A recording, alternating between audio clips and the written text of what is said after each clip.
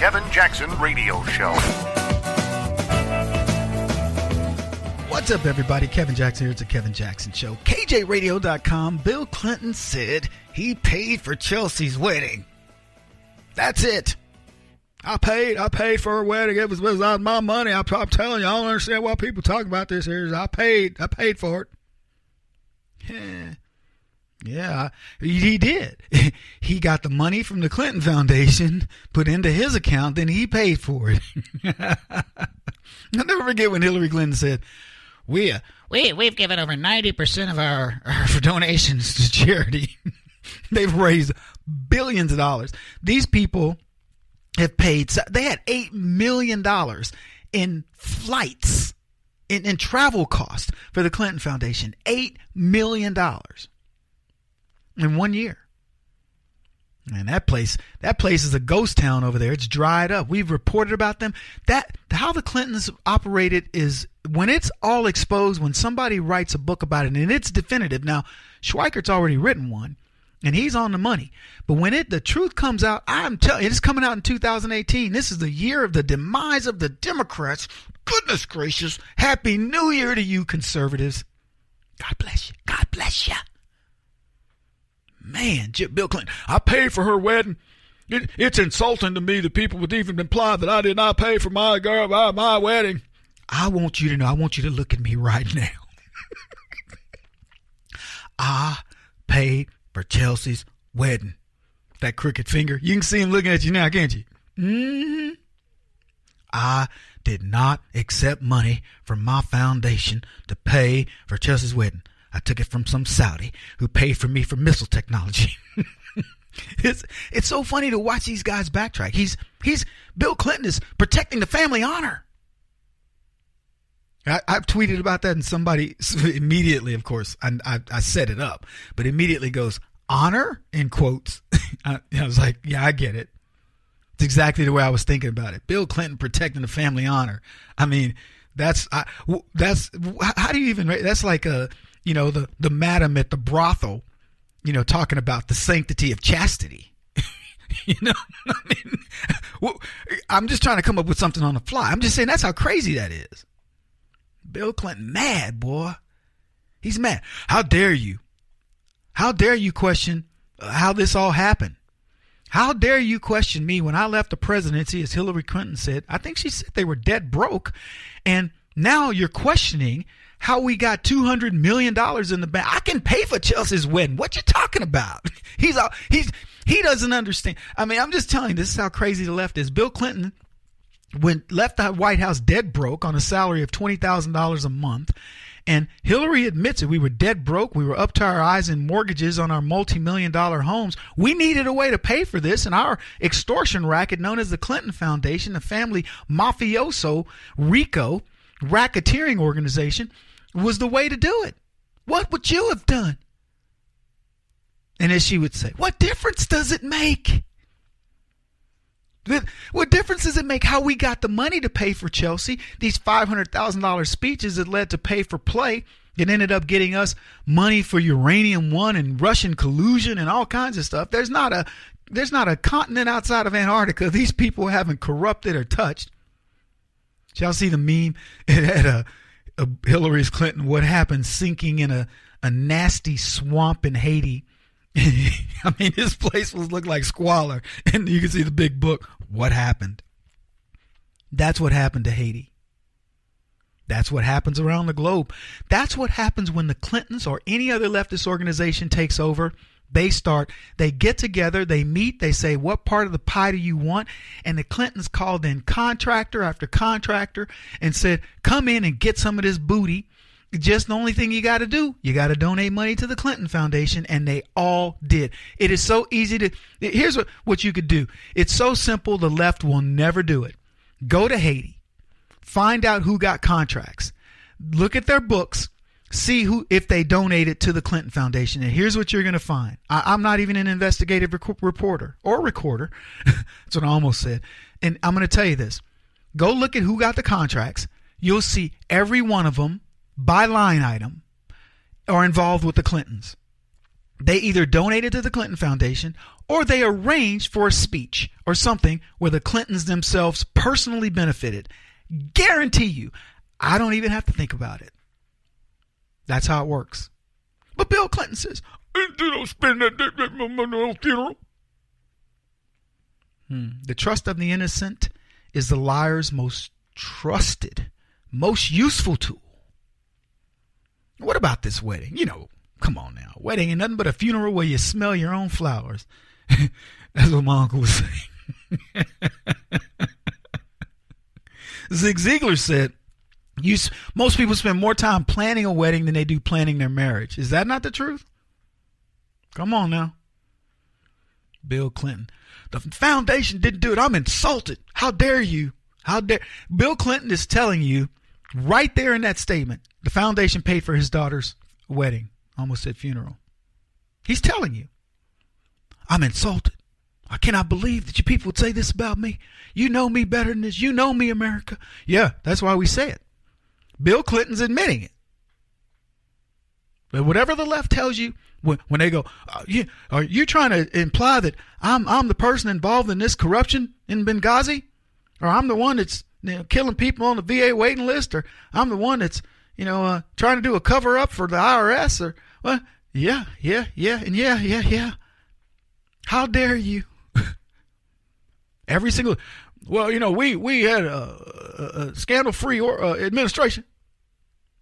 Barack Obama's telling you, I had tons of scandals. I covered them up. You don't know about them just yet, but it's all good because nobody knows. I was able to keep what Barack Obama's telling you is I was so good at keeping a handle on my scandals. You don't even know about them. But now we got Donald Trump, and it's going to be exposed. And let me tell you, Bill Clinton, your stuff's going to be exposed. WikiLeaks came out and said you paid for that wedding. There was a Doug Band. He came out and said, there's a lot of crazy stuff going on here in this Clinton Foundation. Seems like they're always doing kind of stuff. They're paying for Chelsea's wedding. They're doing it. He would have spilled the beans. I'm shocked this dude is still alive. I'm serious. I'm not even joking about it. Seth Rich, many others. You know how many Secret Service people that served under the Clintons are dead? It is an astronomically bad number. I'm not talking about guys that are old, got a lot of war injuries. No, these are people that served for the Clintons. Maybe overheard too much.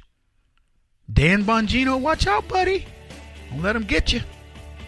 Anyway, we got a lot to talk about. I haven't determined what the theme of the show is going to be, but I'll get to it. It'll come to me. God will send it to you. This is the Kevin Jackson Radio Show.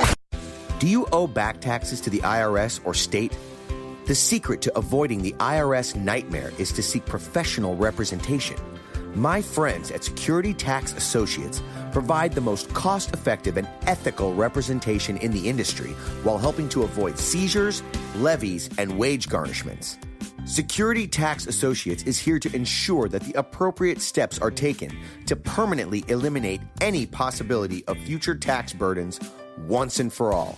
For a free, no-obligation consultation, contact Security Tax Associates, 844-779-4177. That's 844-779-4177. 844-779-4177. Or visit them at securitytaxassociates.com.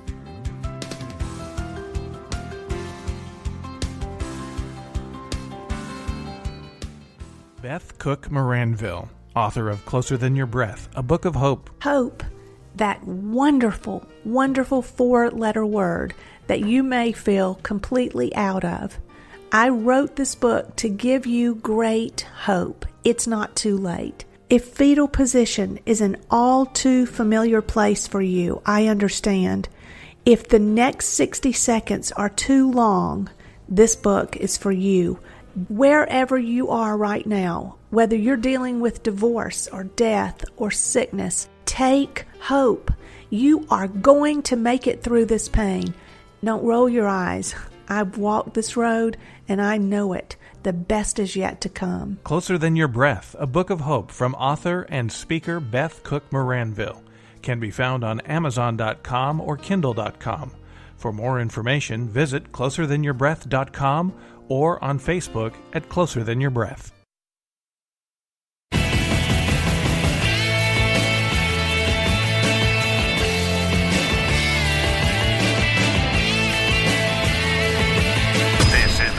Jackson Radio Show.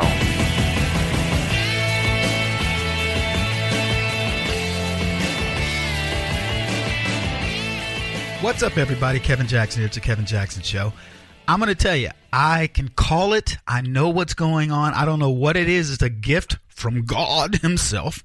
But I can call these things.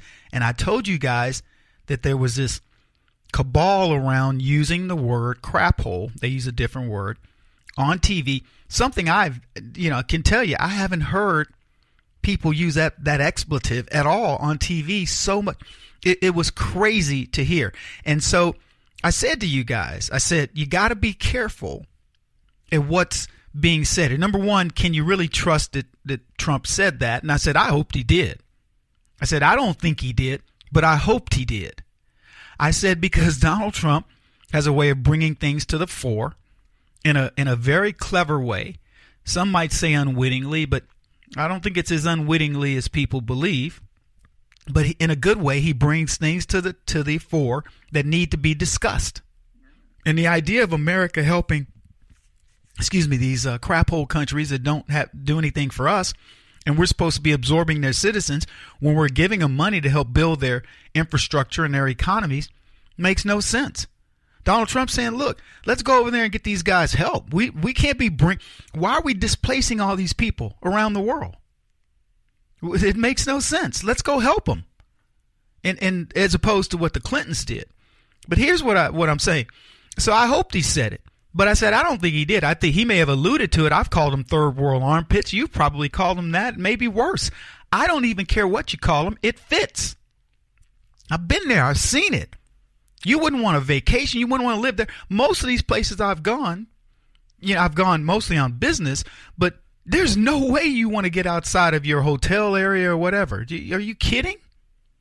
Now, not only is it dangerous, it's not even fun community-wise. You might gallivant, go to Cancun and go out among the indigenous and buy a couple of shots, go negotiate on a zarape or something. But in these countries, man, Angola. I went out amongst the indigenous in Angola. You see poverty beyond belief, counterfeit money. It's almost a joke. We made it a point to get some just so we could bring it back for fun. Counterfeit $20 bills, big time. And you get amongst the indigenous, and it's okay for a minute, but then you start seeing the despair, and I'm telling you, it's depressing. You feel like a cadaver dog that just keeps finding dead bodies. Finally, you're like, man, can somebody else do this? Do it today. I don't feel like going in. But here's the deal about this crap hole, the comment. This is an article. It says, in the contest for the most offended news network after President Trump's reported referring to black nations as crap holes, crap hole countries, CNN wins hands down. Newsbusters, they combed through the CNN transcripts on Nexus for the word crap hole over a 24-hour period on January the 12th, the first full day after the controversial report, and found CNN staffers and guests uncork profanity 195 times in one day. It doesn't count Saturday, Sunday, and Monday because they said it could be over 1,000. Now, here's why I'm telling you this.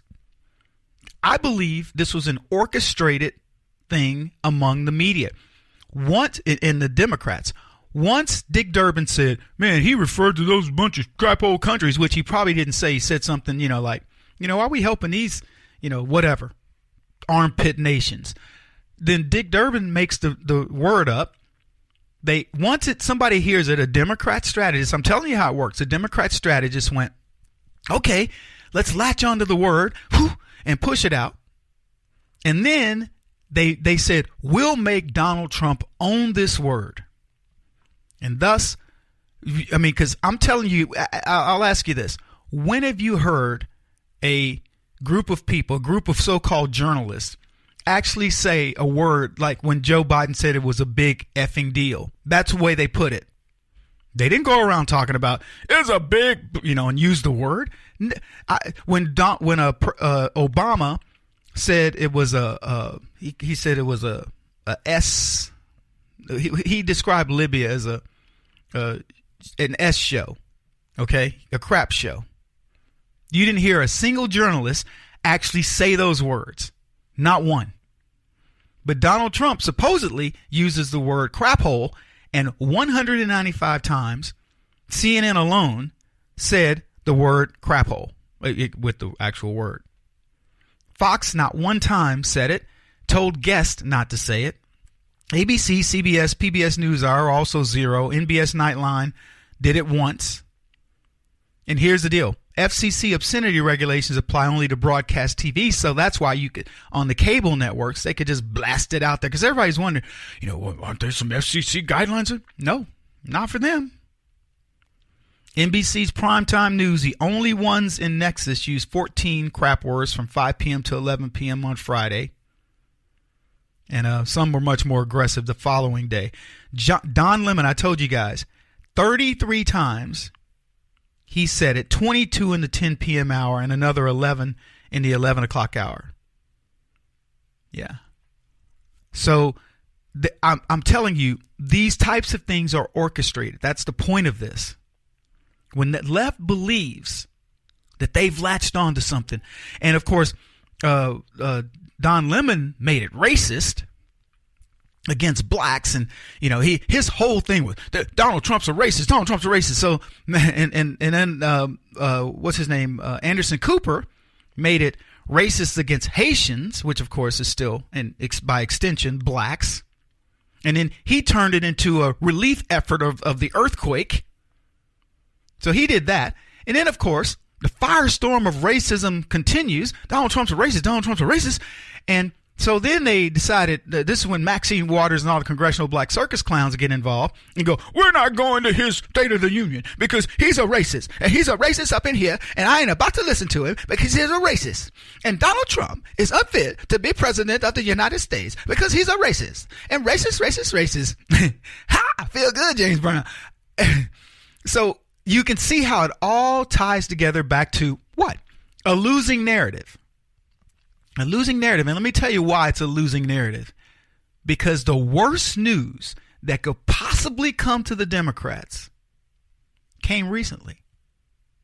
You guys probably aren't aware of this, but Donald Trump is actually getting more popular with black folks. I said it. He's getting more popular with black folks. Donald Trump's popularity has doubled among blacks. This is with the cries of racism. And let me tell you, when we come back, because we're going to have to take a break here in a second. But the problem is the left, with everything that they tried to concoct about Donald Trump, they've actually made him, well, I'm not going to say they did. Donald Trump has made himself more popular among blacks. He didn't play the saxophone. He didn't soil some intern's dress. He didn't do the things that Bill Clinton did to say, yeah, I'm black, yeah, I mess around, I play the saxophone. No, he's doing it with his policies, and black people are getting it. And this is not good news. In fact, I'm going to tell you, it's horrible news for the left. They're not going to report it, but we'll talk about it here because that's what we do.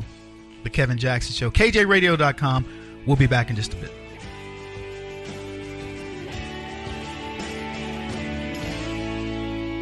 This is the Kevin Jackson Radio Show.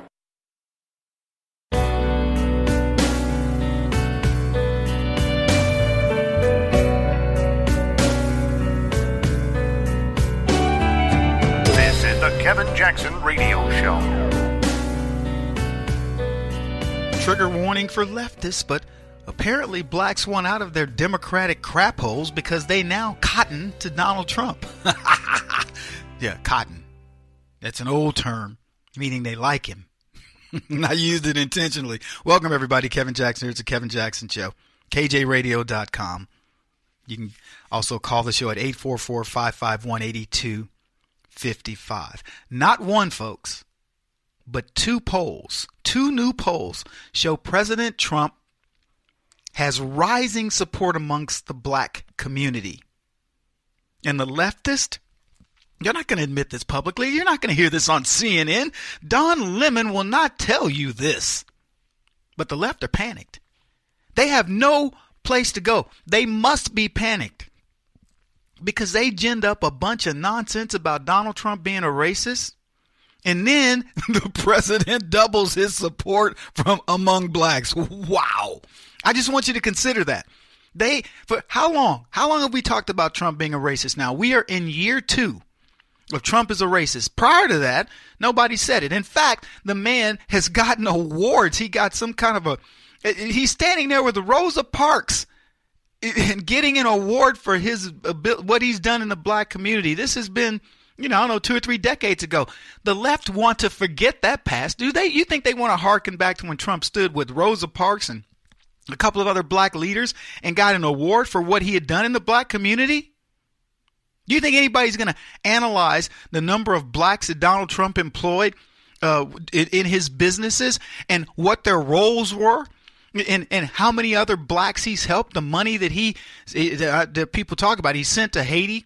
Who was it? Rand Paul. Rand Paul said, when I went to go to Haiti to do eye surgeries, Donald Trump stepped up, donated money for my trip, period. End of story. Not even questioning it. And let me ask you this. Do you think people aren't aware of this? How many blacks do you think went? I mean, there's a lot that don't like Donald Trump because they're idiots. They've been trained. They might as well be trained seals or monkeys, whatever you want to call them. I know it's going to make some people mad. I don't care. But they're trained to believe the nonsense of the left. They haven't thought about whether Trump... Look, you can not like Trump for a lot of reasons. You can say, he's a rich guy. I don't like rich people. Okay, fine. But to say he's a racist, that's just idiotic. There's not an ounce of proof. Not an ounce. So it's ridiculous, but that's what they do. So they've suddenly, 2 years ago, give or take, Donald Trump became a racist. They put all this stuff against him, and you know what happened? He won. All the cries of racism. Anyway, according to The Atlantic, among black men, Trump's 2017 average approval rating significantly exceeded his 2016 vote share. The article now points to 23% of black men approve of Trump's performance and 11% of black women. On average, they say, Trump's support among blacks is 17% on average versus 8% that he scored in the 2016 exit polls. Let me tell you, that is DEFCON 1 for the left. At the time of the 2016 exit polls in November, Trump had 13% support among black men and 4% support among black women. So let's look at those numbers. He's doubled his support. His support among black women is now at 11%. It's almost triple. His support among black men went from 13% to 23%. 3 more percentage points and he would double that. He is an average of 17%. I want you to think about he's got more than double the black support that he has. Run your election, Oprah. Run in this election, Hillary, Joe Biden, Kamala Harris. Go for it. The left is no longer going to be fooled, and the black left is starting to get it. Look, these are not overwhelming numbers, but I got some more news for you. Poll was based on a cumulative analysis of 605,000 people. Ironically conducted by SurveyMonkey. I'm just surprised that the left even let that get out. I mean, think about yeah, now you get it. Delayed laugh. Okay, we call that Whitlag. Yeah, SurveyMonkey conducted this survey. So look, in case you don't believe it, let's look at the CBS poll. The CBS poll showed similar support of blacks for Trump, reporting that 18% of blacks now support President Trump. So it was 17% average and 18% in this one. But I looked at it because I wanted to get an idea of the numbers, and only 41% of blacks were firmly against President Trump, saying he's a racist. I want nothing to do with him. And that's your typical base, no matter what. When you start an election, you give everybody 40% and everybody else fights for the 20. Because that's just, look, on the conservative side, we're smart, we're right. The 40% of the morons on the left, they're just trained monkeys. They do whatever they want. You throw them a banana and they go, okay, thank you. And they walk away. So that's that. You're not going to do anything with them. They're getting free money. They love government. You're not going to change them. But here's the deal. Monolithically, blacks have voted overwhelmingly Democrat. And now you're beginning to see that let me just put it this way. If Donald Trump somehow gets 40% of blacks that just go, you know what? I'm sick of these other guys over there. Katie bar the door. It's over. And the left know this. That's why DACA was so important. That's why letting these illegals in is so important. They have absolutely wrung you know how you ever wring a towel and there's a few more drops, and you just keep squeezing it and twisting it, just trying to get it. There's no more drops to get out of the towel. The only thing you can do now is just kind of let it dry on its own because you can't squeeze any more out. 41% of blacks are firmly against the president, which means 59% are willing to give him a chance. I honestly can't imagine how Democrats feel after evaluating the information that is in the report that I read. You talk about a swift kick to your nether regions. This was it. Here was question number 2, just to give you an example. If you could give the State of the Union, which comes closer to how you would describe things, is this country better than it was a year ago, worse than it was a year ago, the same as it was a year ago? 35% said better. 21% said same. So for all intents and purposes, 56% say, we're okay. 43% said worse. So, and I don't know where the other 1% went. But that's what the CBS thing said. So here's what it means essentially. 35% of black folks, 35% believe they are better off under the white Republican rich president. 21% said it's roughly the same. And 43% are holdouts stuck in the Afro dashiki platform shoe wearing era. Okay, fine. Keep those. Keep that 40-something%. Donald Trump has almost 60% of the black folks that are now looking at him and going, And I'm going to tell you something. I believe more black people voted for Trump than people are telling you, number one. And I know for a fact he's winning black folks over. Think about it. 35% of the people better off. Do you believe Trump could get 35% of blacks in the next election? Not to gall Sarah Palin on you, but you betcha. So the question is, why the shift? Do I really need to answer this? Positive results. President Trump, outside of this MLK thing, saying, the black vote, the black, whatever, I don't even know what speech was. I was on TV talking about it, but here's the thing. No matter, President Trump is not going to pander to blacks in terms of the economy. Well, we'll see. He's just going to go out and do what he does. He's just going to deliver. And because blacks are historically the underclass, thank you, Democrats, we are the ones who benefit most from Trump's results. Thus, black unemployment has dropped, I think they said, to record low since they've started keeping records. And this is particularly because the illegals find life so much more difficult in Trump's America. They've had to go home. These jobs can now go back to black teens. They can go to young black men who want to start their careers. And here's the thing about working. It builds esteem, and that's what is being reflected in these new polls. And that's why the men are more impactful right now than the women. But let me tell you something. Black women are beginning to get it. I think black women are going to finally say of Donald Trump, this guy is our guy. This is our man right here. Both the New York Times and the Washington Post both had articles that essentially said the same thing. Look, this economy is so helping blacks. Here, think about what happened year one, what he was able to accomplish and how it lifted things for blacks. Wait till year 2 when more blacks are buying homes, they're buying cars, they've got more expendable income, and they're just feeling better. Folks, let me tell you, this is DEFCON 1 for the Democrats. They are so afraid. I don't know what they're going to do, but this is as scared as they can get. Kevin Jackson on the Black Sphere Radio Network. Do you owe back taxes to the IRS or state?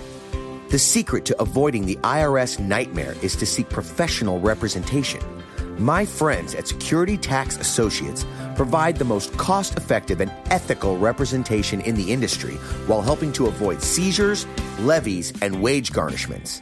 Security Tax Associates is here to ensure that the appropriate steps are taken to permanently eliminate any possibility of future tax burdens once and for all. For a free, no-obligation consultation, contact Security Tax Associates, 844-779-4177. That's 844-779-4177. 844-779-4177. Or visit them at securitytaxassociates.com.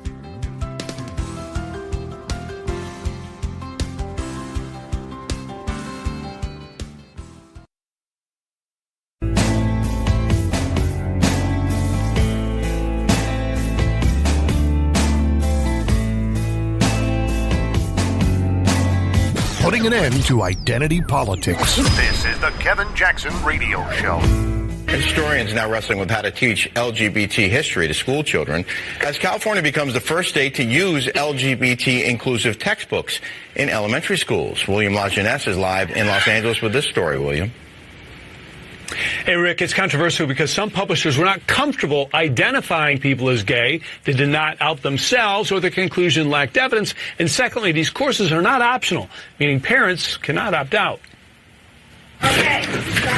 Welcome to elementary school, where in California the law requires a fair, accurate, inclusive, and respectful treatment of lesbian, gay, bi, and transsexual Americans. I think what's going on here is an effort to politicize history. We're not trying to make anybody gay. We're not saying there's an agenda. We're not saying that these people are better than other people. All we're saying is this is another group of Americans, and they face certain prejudices. The state required publishers like Mark Jarrett to include the sexual preferences of prominent historical figures, among others, activist Jane Addams, writers Emily Dickinson and Nathaniel Hawthorne, and President James Buchanan, though evidence is inconclusive. I think we should say Buchanan, he never married. He had a very good friend who was living with him. He may have been gay. On the other hand, at that time, being gay was seen as something evil and wrong. The state approved Jarrett's text for 8th graders. In it, he refers to stagecoach driver Charlie Parkhurst as a woman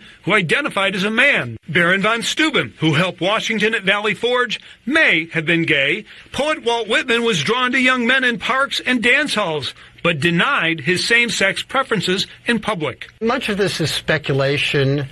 It's not good history. The state rejected publishers who refused to label some figures as gay and forced another to insert the word lesbian when referring to astronaut Sally Ride. Welcome back, everybody. Kevin Jackson here. There you have it. In case you're wondering what the gay agenda was. You know, here's the funny thing about it. I don't really care what people's sexuality was. That's so strange to me. To have people say, oh, Leonardo da Vinci preferred the company of men. What does that have to do with what he did? Michelangelo, he was gay. I mean, I'm not saying, I don't know whether either one of those guys is gay. My point is, can I not evaluate him on his works? I was having some discussion with a guy, whatever he declared himself to be, and I'm going to tell you how the conversation started. I can't say the word on the radio, but I'll use the one that rhymes with him. But the message to me was very short and sweet, and it was maggot. That's what he wrote, except, with the F.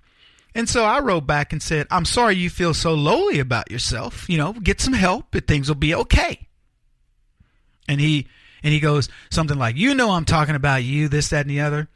And so I reasoned with him. I toyed with him at first. I said something along the lines of, well, you're really, you've just triggered me. And I pretended to be, very sensitive. I said, you triggered me in use of that word, and I find it very offensive. And I played along with him for a bit. And then he says to me, I in no way implied that I'm tolerant. And so I said, oh, okay, great. So now we can go there. So then I went at him hard. I can't even say what I wrote to him on the radio, but I went at him hard. And I said, you homophobic, this, that, and the other. And so then he writes me back, and he's almost taken aback, right? Because I've been joking with him at first. Now I came at him and, I body slammed him. So he comes back, like offended. And I said, oh, well, hey, princess, here's how he tells me, no exaggeration, guys. This is exactly what he wrote to me. He says, I'm a trans-dressing bisexual. Is that what they call it? Cross-dressing bisexual. And his code name was, it looked like Allie, but I think he called himself Alice something, if I recall correctly. So he does that. And I said, okay, well, great. So I'm going to refer to you as cross-dressing bisexual. And my name's Kevin. And if you understand what I'm doing here, folks, I was making the bigger point that, so you want me to recognize you for your cross-dressing bisexuality. Fine. That's what I'll call you. And he never gave me a name, but when I referred to him, I would say, okay, well, cross-dressing bisexual, blah, blah, blah, and I'd state it. And he finally, I don't remember, exactly how everything ended up, but he kept getting nicer and nicer and nicer. And I said, now we're starting to play well together. Because, see, here's the thing. I just gave you my name. I don't care about your sexuality. I don't care about your cross-dressing. If that's what makes you happy, do it. But see, my name's Kevin. And you can get to learn about me. If you want to learn about me, you'll find out that I'm a heterosexual, but I don't lead with that. I'm not a straight dressing heterosexual, because that's how I'm not going to have you introduced to me. If I met you at a soccer game, maybe that's what we share in common. If I met you at the theater, more than likely, that's maybe what we share in common. And we can find out our commonalities versus dealing with our sexuality. Are you looking for things to separate us? Because let me tell you something, there's a lot. Maybe we don't like the same foods. You ever been with somebody and you go, hey, what do you guys want to eat? Oh man, let's go Italian. Nah, I can't do pastas, man, because that's me. Pastas just stick to my hips, my childbearing hips. And I just don't want to eat it. I avoid it as much as I can. So maybe, but what? You can't eat no Italian food? What's up with you? You all crazy up in here? No, you just go, hey, well, what about Thai? Oh, I love Thai. Okay, great. Let's all do Thai. You don't have a knockdown drag out over something like that. The left want to make this peculiar little thing that they do. I'm talking about the LGBT community. They want to make the sexuality of them. That's the basis of your life. Oh, we're discriminated against. Let me tell you something, LGBT. Short people are discriminated against. Extremely tall people are discriminated against if they can't play ball. Fat people are discriminated against. Ugly people are discriminated against. You don't introduce yourself. Hi, Kevin. Hello, I'm ugly heterosexual man. No, you don't have to. Go to a bar. There'll be plenty of women that will tell you just that. They won't say it outright, but you'll get the hint. Now, plop out your bank statement, throw your Ferrari keys on the thing, open up a bar tab and buy everybody a bar thing and find out how pretty you get. You get what I'm saying? I don't care that Leonardo da Vinci might have been gay. And the thing about it, what's interesting, look at what these people say. They want it to be fair, accurate, and inclusive of the LGBT community, yet it's inconclusive evidence when they talk about, well, this person, he was never married, therefore he may have been gay. He had a man who was this, that, or the other. That doesn't mean anything. He might have just been asexual. He might not have cared. That might have been just, he preferred the companion of men because he was tired of dealing with women. Leftist women, of course. Conservative women, you're awesome. Stagecoach driver Charlie Parker, she faked her role as a man, because she was a cross-dresser or whatever. No, maybe she faked it because she wanted a job. Baron von Steuben was known to love the company of men. He was helped George Washington, but there were rumors. Really? Can we just make rumors about everybody?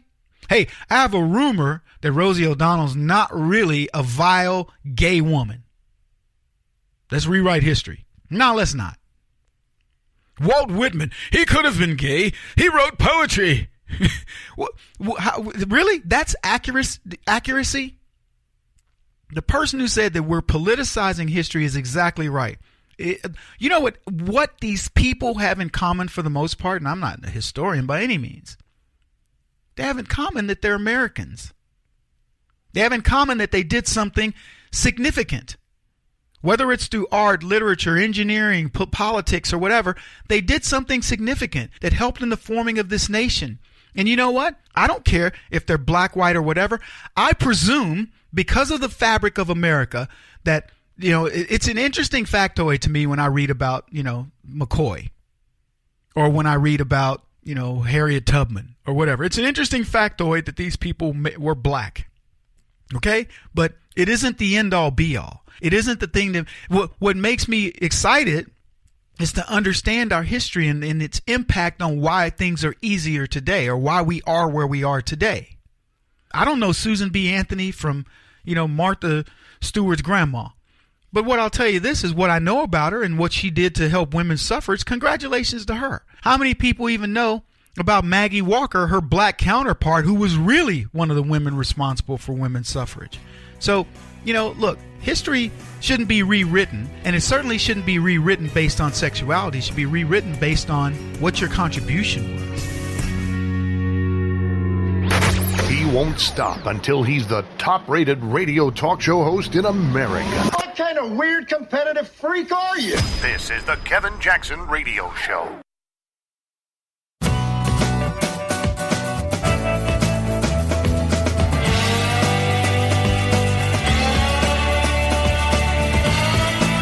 This is the Kevin Jackson Radio Show. What's up, America? How did you celebrate Martin Luther King's birthday, MLK Day, Monday? I know we're farther in the week. I didn't ask this question earlier, but I'm just curious. How'd you celebrate it? Did you do something? You know, because here's the thing. The left, they celebrated because, like, hey, we got Monday off. Woo! You know, we got a day off. Kids are like, you know, they don't really understand it. I mean, honestly, it's just kind of we know it's a holiday. It's kind of a pander. Don't misunderstand me. Dr. King, Reverend King, was an amazing man, and he deserves all that attention. But a guy, he sent me a note. I don't remember whether it was Twitter, Facebook, or whatever, but it was like, hey, Kevin, happy MLK Day. And I was like, what? You know, white dude, happy MLK Day. I mean, happy MLK, like, it's for you, Kevin. And I'm thinking, this day is not just for me. This is a day of everything. So it was funny because I wasn't thinking, I was kind of, and I mean, I went completely, not completely, but I kind of went leftist. Like, was that, are you trying to say I'm black and you wishing me a happy MLK Day? And now I'm not mad at him. I'm just kidding around. So I said, what do you say back to that? Happy George Washington Day to you? You know, what do I say? So I said, hey, same back at you. It's our day. It isn't a day for blacks. I know that's what people say. Oh, Kevin, it's Black History Month coming up, February. And so we've got to start it off. We kick it off. We give you a little appetizer. Here's a day for you to savor. You know? Ooh, I love the smell of my day. MLK Day. It's always a reminder that in a few weeks, it's going to be Black History Month. Oh, my gosh. Thank you. Thank you, America, for giving me Black History Month. A month I get to mock. Gays want we want to teach our history because we have a funny way of having sex with people. Oh, I mean, what? Look, when I learned history about so-and-so, whoever it may be, I didn't learn, he was a heterosexual. I may have presumed it. And if gays are going, you shouldn't always presume that someone is heterosexual. Okay. You win. Now I question everything. I used to presume that two dudes walking together or two chicks hanging out together were just, you know, on a friend's night out. That's what I used to assume. Now I go, I don't know what the heck that is. Should I ask that guy out or ask him for directions? You know, I mean, personally, I'm kind of upset about it because I would rather you just not think about me in any particular way. If it's a group of guys out I never thought to myself, I wonder which of those guys is gay. Statistically, one of them is gay. Do they know? Maybe they're all gay. I just went, hey, there's some fellas hanging out together. There's some girls hanging out together, whatever. So you don't know. Y'all looking at me, Kevin, where you going? You don't know. That's all I'm saying. You get a bunch of folks hanging out together, black folks hanging out together. Well, we're celebrating MLK Day, aren't we? Did you do that? If there were more than 3 black people hanging out together, you were not just friends. Oh, no. Don't try to pull that off on me. You might get away with that with white folks. You were hanging out together because it was MLK Day. You were celebrating your blackness. Okay. Happy MLK Day. I'm not mad at him. I'm not. Because I get it. It's a tribute, Kevin. Maybe he's saying, I hold you in the same esteem as Reverend Martin Luther King, which would really be a compliment. As opposed to, Kevin, I hold you in the same esteem as Justice Clarence Thomas. That would be them would be fighting words, right? Not for me. I happen to really enjoy the company of Justice Clarence Thomas, which, by the way, historically, that does not mean I'm gay, because there are people that are going, Kevin said on his radio show that he enjoyed the company of the Justice Clarence Thomas. He's gay and he liked older black men. I'm just saying, if the left were left to their own demise, that's what they would say. Kevin said that, therefore, he potentially could be gay. Let's rewrite the history books on that guy, Kevin Jackson. He gets on his radio show and talks like Obama from time to time. Well, MLK Day. What'd you do? I chastised all my white friends on MLK Day. I did. I sent them texts going, what? You can't wish your brother happy MLK Day? What's up with you, racist? I just wanted to see which of them would really get it, take offense. Like, oh, what? Kevin, I'm really sorry, man. I realized it was like your birthday or something, dude. No, none of them did it. A couple of them went, ha. You thought you got us. We're smarter than that, Kevin. Good for y'all. I was testing you. Just understand this, radio audience. I will test you from time to time. I want to see what you're about. I want to see if the lessons are clicking in, because, I can't just let you just run on your own. I can't just you periodically as a pop test, because let's just face it. You're subject to slip. You will slip back. You will creep. There's always tests. Look, there's so much to talk about today and every day, for the record. I truly am I get so, I don't want to say disgusted, because that's not the word. That's not the right word. I truly don't know what to say to you today or any day. We look at everything that's going on. So I'll give you an example of a topic that I want to talk about today. And it just came up just out of the blue, because I prepped the show. We prepped the show. It was like everybody kind of got their inputs, and I was like, okay, I think we blocked it pretty well. We got 12 segments, intros, outros, whatever. Some are connected, and we're going, okay, we're good to go. Then suddenly I get something across my feed, transphobic. It's transphobic not to date the transgender. And I thought, what an interesting topic. I want to get into that. I've been on this crap hole thing just ever since supposedly Trump said it, and we find out, no, he didn't even say it. Dick Durbin, he just kind of stretched it out there to see what he was doing. Oh, there's a crap hole. So I want to cover that. I want to cover the nonsense. Like, for example, I don't know if you guys are aware of this. Supposedly the nuclear place where they did the nuclear test in North Korea fell into the ocean. I don't know. I don't know how. You would think it would do a tsunami, but apparently it caved in. They can show where it caved in, and it may be in the ocean. It was right along the ocean board. I don't know. So there's that. There's all kinds of things that came up after we put the show together.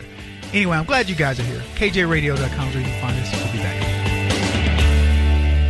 This is the Kevin Jackson Radio Show. Do you owe back taxes to the IRS or state? The secret to avoiding the IRS nightmare is to seek professional representation. My friends at Security Tax Associates provide the most cost-effective and ethical representation in the industry while helping to avoid seizures, levies, and wage garnishments. Security Tax Associates is here to ensure that the appropriate steps are taken to permanently eliminate any possibility of future tax burdens once and for all. For a free, no-obligation consultation, contact Security Tax Associates, 844-779-4177. That's 844-779-4177. 844-779-4177. Or visit them at securitytaxassociates.com.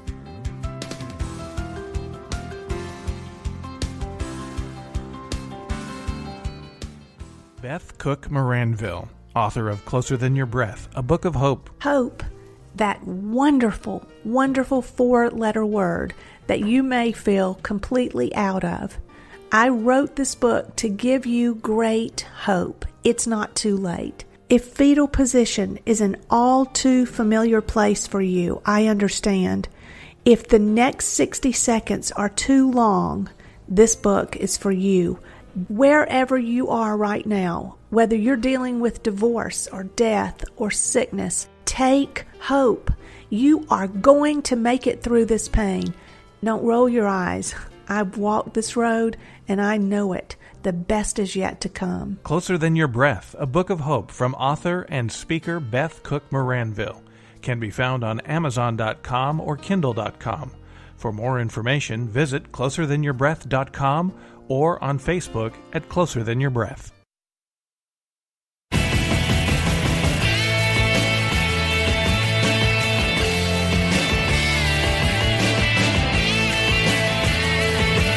This is the Kevin Jackson Radio Show.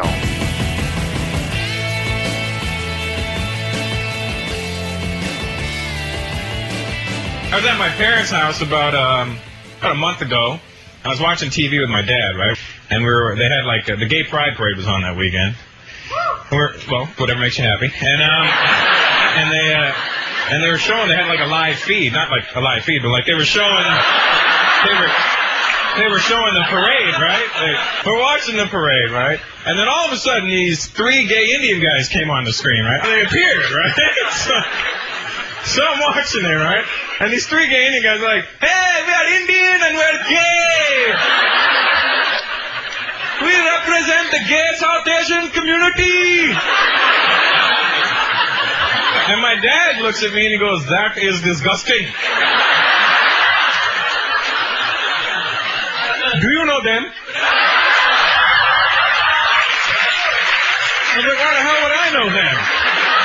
Because they are of the gay, and you are in the entertainment business. Then my dad started to get really irritated with them, because they just kept showing them on the screen. It didn't really bother me, because it's just, it's gay pride, and they're just being proud and gay, right? So my dad started to get really irritated with them, going, this is wrong. We should not have gay Indians. Indian men should not be gay. I go, Dad, we got a population crisis over there. We could use a couple of homos in India right now. Hey, everybody. Welcome back. Kevin Jackson here. It's the Kevin Jackson Radio Show. kjradio.com, 844-551-8255. And I brought up a topic in the first segment, which is I saw this thing that came across one of my different feeds, and it said, it's transphobic not to date transgender. And I thought to myself, okay, we got another thing we got to be concerned about now in America, because here's the deal. If I'm a young man and I'm coming up, coming of age, and, I'm out there, looking for women, I'm not going to look for somebody that's transgender. It isn't necessarily against them per se. I'm just not into the transgender. So they say, well, Kevin, you're transphobic. And I'm going, no, I'm not. Given a choice between a beautiful woman that I can build my life with and a beautiful transgender woman, formerly a man, I'm going to choose the woman every time. Every time. If I know I'm going to choose. Now, that's not to say you ain't going to marry me. You know what I mean? That's not to say you can't fool a brother, because you can. I never forget, I was in Austin, Texas, and one of my good friends from high school, he goes, "Hey, man, where you want to go?" I said, "I don't know. What's to do?" He goes, "Well, we'll go up on 6th Street." And so, we hang out. And I said, "Cool, let's do it." He goes, "But before we go," he goes, "I got to take you here to whatever." It was another friend of mine, 2 of us together, but the one friend was the one that I'd gone to see. His name is Sumerian. So he goes, "You got to see this." And I was like, "What?" And my other buddy's laughing. All of us went to high school together. Actually, we went to junior high together, but we grew up in the same town. So he goes, "I got to take you to 12th Street. Or I believe it was 11th and 12th Street. If you know Austin, Texas, you know what I'm talking about. So we go there, and I'm like, okay, cool. Just so we get over to 6th Street, because I knew 6th Street was a kind of a party place. So we go up 12th Street. And so the minute we get there, I see girls in bikinis. And I'm like, there ain't no pool around. What's going on? And it's in the evening at the barely beginning in the evening, but dark. And so it's probably 7, 8 o'clock, something like that. And these girls are in bikinis. And I see one leaning over a car, and I'm like, "Oh, you got to be kidding me." He's like, "Oh, dude, you got it. You wait till you see, wait. So we turn the corner in what is this obviously a sketchy neighborhood that is filled with prostitutes. And we're going up the way, and I'm sitting there going, wow, these girls are actually out here in bikini. I mean, it wasn't like they were in normal hooker stuff. They were in bikinis, 2-piece bikinis. And I guess it's competitive there. It's like, nah, I can't leave any room for doubt here. This is what you're getting here, mister. So we make the corner, turn, and there are 3 girls walking on the right. And I was like, kind of amazed. I was like, wow, they're actually not bad looking. I mean, they're out in bikinis. For a man, if you're not dripping out of a bikini, you're going to get about a 1. You get a boost of a 1. If you're a 5, you go up to a 6. It's just kind of natural. Anyway, I was actually I wasn't marveling it, because I don't want you to think that, these are like Victoria's Secret models. But I was like, wow, they're not bad looking girls out here working. What's the deal? And then we see 3 of them that really look good. I was like, wow, look at them. And my buddy goes, he's like, look at them. It's like, yeah. He goes, those are dudes. I went, shut up. He goes, Kev, those are dudes. And we get close. I'm like, those are not dudes. So it's going real slow. You got to understand, because there's a lot of looky-loos. Just like us, there are people that are just cruising along. It's like looking at Christmas lights, okay? So it's going slow. Well, anyway, these 3 girls get in front of a truck, like 2 vehicles ahead of us. And I mean, they all 3 guys got the window, and they climb into the truck. It's moving, I don't know, 2 miles an hour. And we go up about, I don't know, 3 minutes. Maybe not even that. It wasn't even that long. It probably was. It was probably 45 seconds to a minute. And the next thing we see, the truck lights come on, and the 3 of them get out. I will never forget that. And my buddy goes, see? He's like, see, that dude got fooled until he got closer. But it was so funny to watch. And so, look, at the end of the day, how are you going to tell somebody that this is what you're supposed to date a transgender person, or you're transphobic? I have a friend, his name is Barry, and a very wealthy family, and he's Jewish. And we were at a big event. This has been decades ago. And Barry was like, yeah, he goes, it's really funny when I met, I forget his wife's name, but he says when it was like perfect match. He goes, she was smart, she was this, and he goes, and she was Jewish. And so I immediately, there was you've been trained in liberalism, so you're thinking, well, can you really say that? That she's Jewish? And I'm like, yeah, he's Jewish. He doesn't want to deal with the religious implications of marrying a Protestant. He wants a Jewish woman. Nothing wrong with that. It didn't say she had to be white. He just said she had to be the religion of Jewish. He didn't say Israeli. So I remember hearing that, but it did spark this thing in me, like, huh? You are not transphobic if you don't want to date somebody transgender. If you want to date somebody that's, that you go, I want your gender to be your natural gender, that doesn't make you transphobic. That makes you normal. It's not.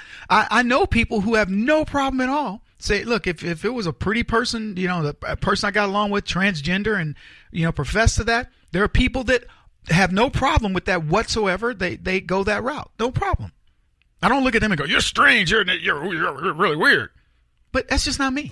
You're never going to make me feel like I have to do something just because you give it a label and go, oh, you're transphobic.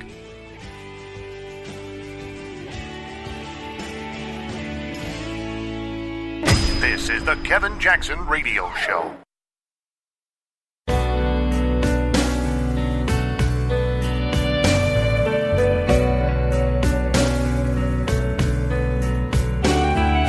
This is the Kevin Jackson Radio Show.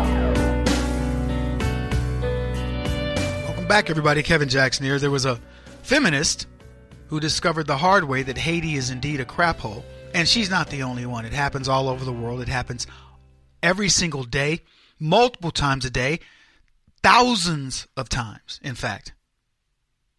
And these girls who are being led down the primrose path by leftism don't get it until it's too late.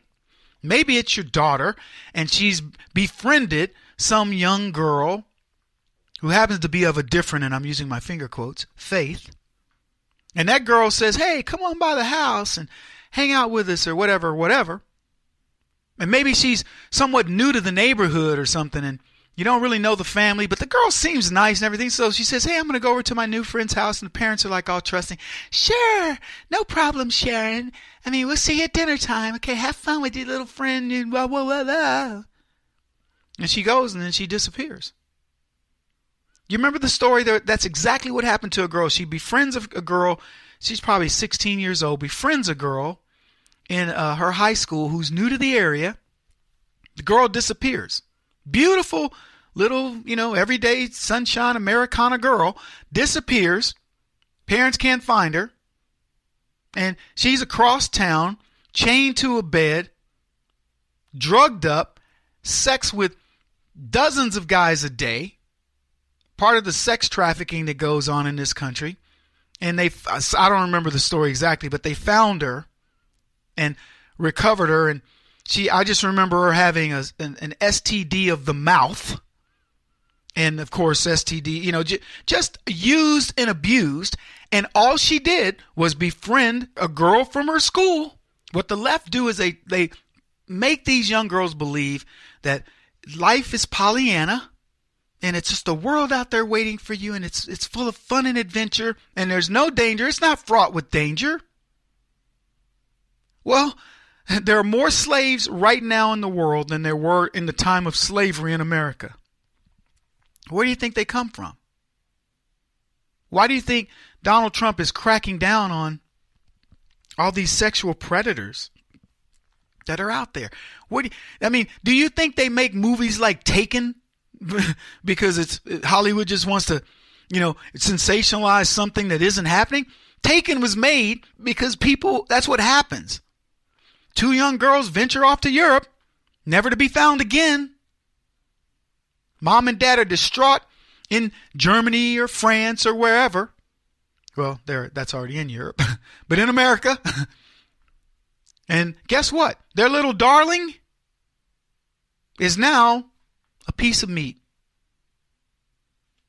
And feminists, they aren't fighting this stuff. We're fighting. If you were fighting, these girls would be safe. They'd be safe because it's like me. I told you guys, if I were president, you mess with an American under any circumstances, I'm going to bomb your crap hole into oblivion. So let's just take, for the sake of discussion, Natalie Holloway.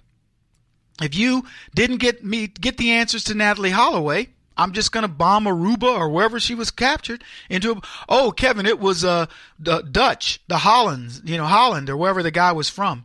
Okay, you're on notice. I'm not going to let you get away. Americans are going to be the safest people in the world. You may want to jack around with a European, but I guarantee you a sex trafficker is going to go, may I see your passport? Because he's not going to mess with an American if Kevin Jackson's president. Just telling you.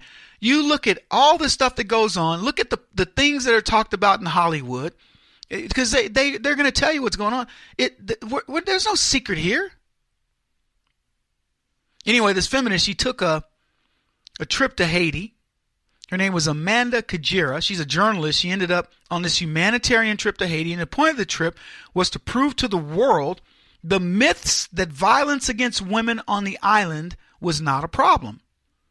She sought to prove that black men were not the savages. These Haitians were not the savages that people had been saying that from multiple sources. So Kajira's trip took a turn for the worse. However, when one of the men that she had worked to protect cornered her on the rooftop, she said the experience was more than I could bear. I begged him to stop. He afraid he would kill me. I pleaded with him to honor my commitment to Haiti, to him as a brother, in the mutual struggle for an end to our common oppression, but to no avail. He didn't care that I was a Malcolm X scholar. He told me to shut up, then slapped me in my face. Overpowered, I gave up fighting halfway through the night. And guess what? He repeatedly raped her. Yeah, leftists. See, the liberal brainwashing that you receive that tells you, oh, no, these people love you. They're just misunderstood. You know, the American people, the conservatives who are telling you these types of things will happen. And blah, blah, blah. Let me tell you, the only way you're going to survive in the world as an American is if there is a conservative running this country. Somebody like me, who's a take-no-nonsense guy. If you were to take American girls, I would go to your country. I'd say, here's the deal. If you don't produce those 2 American girls that have been kidnapped, I'm going to give you 2 days. If you don't produce them, you're not going to have a country. Enjoy them, because you're going to be gone. They would be, let me tell you, if I were president, there would be young girls being reunited with their families by the dozens, if not the hundreds, if not the thousands. People pretend this doesn't exist. This is a big problem, folks. I'm just telling you. And this happens all over. So anyways, here's what she says. Truly, I've witnessed as a journalist and human rights advocate the many injustices inflicted upon black men in this world. Black men have every right to the anger they feel in response to their position in the global hierarchy. But their anger is misdirected. Women are not the source of their oppression. Oppressive policies and the as yet unaddressed white patriarchy, which still dominates the global stage, are. Because women, particularly women of color, are forced to bear the brunt of the black male response to the black male plight, the international community and those nations who have benefited from the oppression of colonized people have a responsibility to provide women with the protection that they need. Now, this is a woman who's learned nothing. She wants to blame the white patriarchy. Let me tell you something. The money that went to Haiti to help Haiti was given by white people, mostly conservatives, who really wanted to help that country. You want to know where the patriarchy and all the oppression and the colonization came in? With the Clintons. If you want to blame what happened to you on something, don't be blaming white people in general. Blame the Clintons. They're the reason why those men in Haiti said, well, we got to get something out of this. Don't be blaming us. I'm not a white dude. I'm just saying, don't be blaming conservatism. Don't be blaming all these other things. Don't be trying to deflect. You are the problem. And if she hadn't run her butt over there talking about, yeah, well, I'll prove it. What did she prove? She proved exactly what people believe.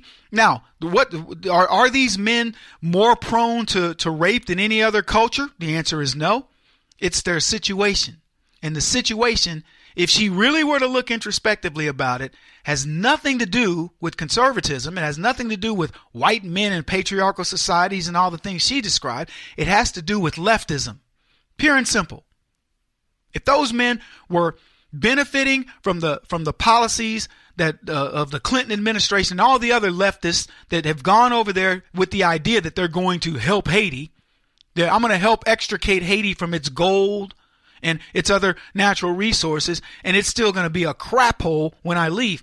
But if we were actually over there helping these people, these men would see when they would see a white woman, they'd go, "Oh, thank God somebody sent somebody else to help."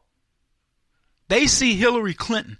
They see Bill. They see Chelsea. They see all the other people that came into that country and did nothing but take.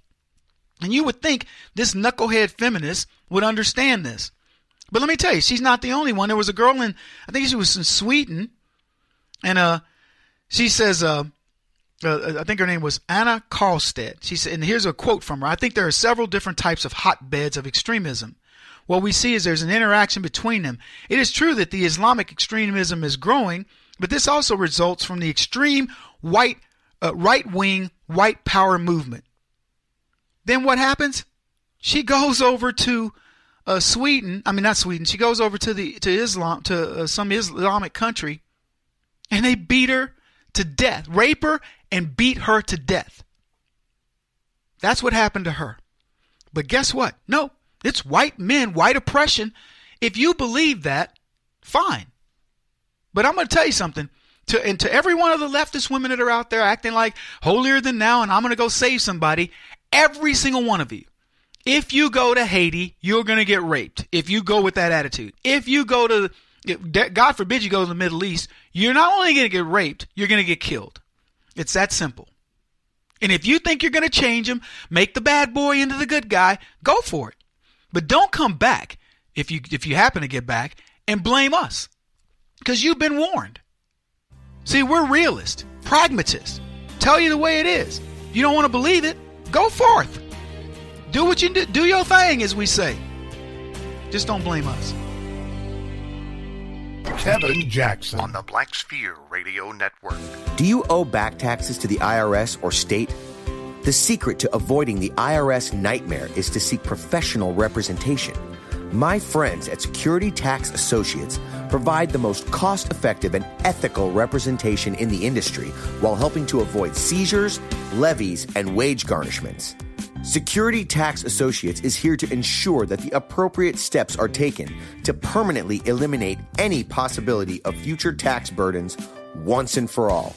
For a free, no-obligation consultation, contact Security Tax Associates, 844-779-4177. That's 844-779-4177. 844-779-4177. Or visit them at securitytaxassociates.com.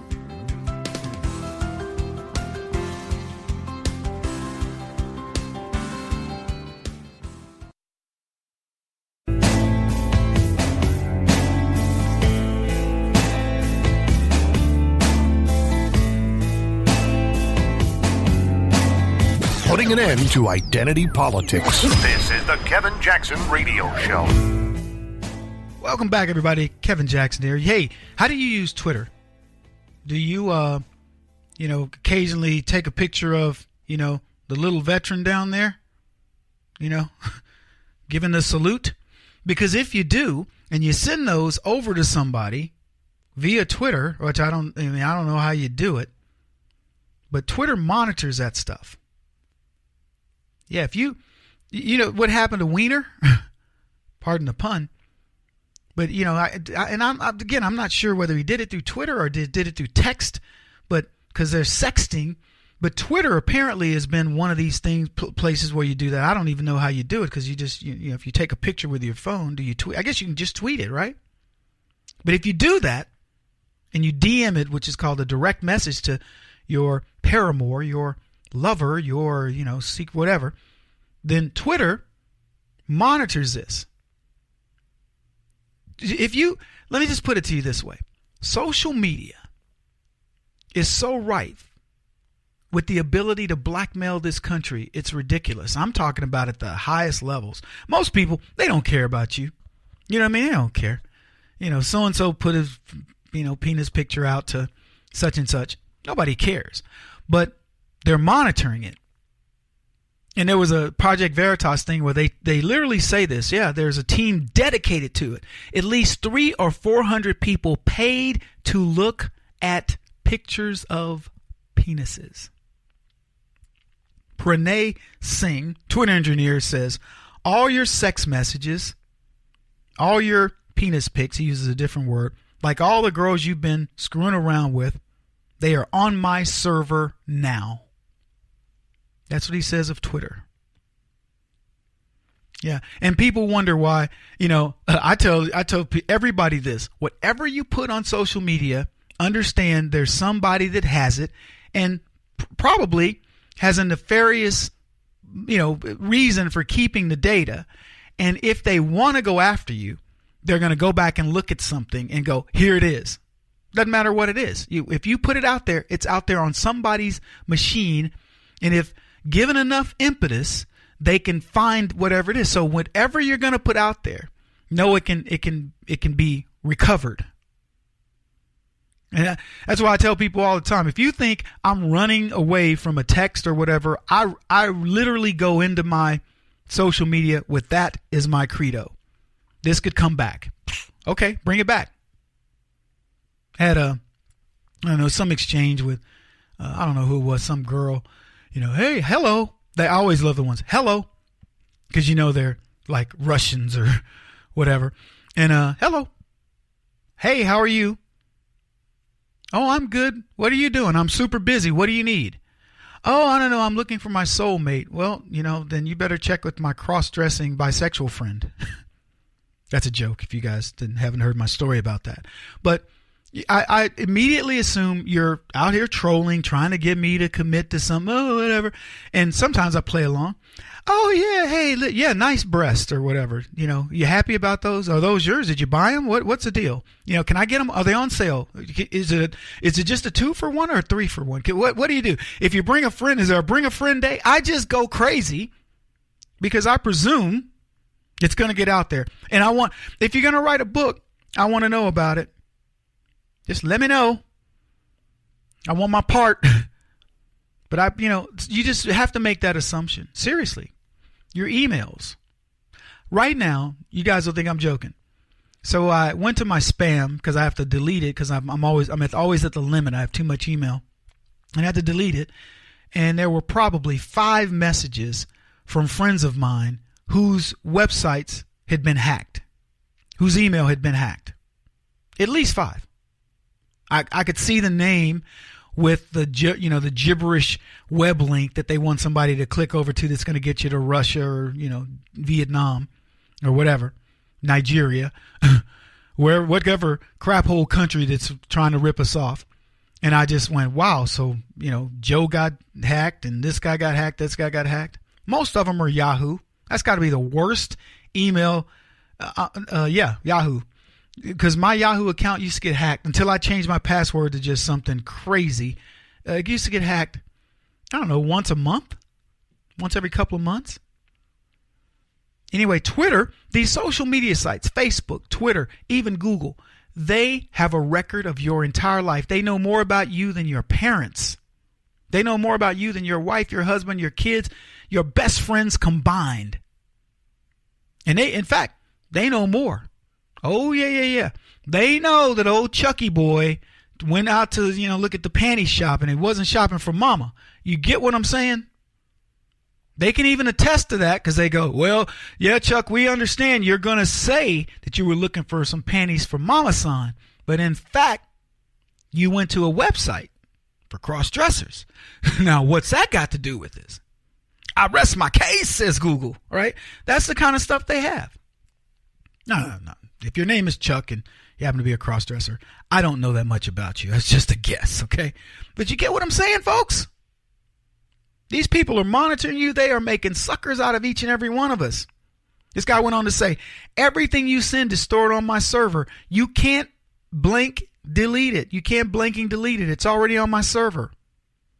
He says, Twitter stores your private data to sell to advertisers, and they'll make a virtual profile about you. They literally go, okay, so Kevin is planning a trip to this. He's flying here. He's doing this, that, and the other. And everything you tweet, it just kind of says, okay, he's a staunch conservative.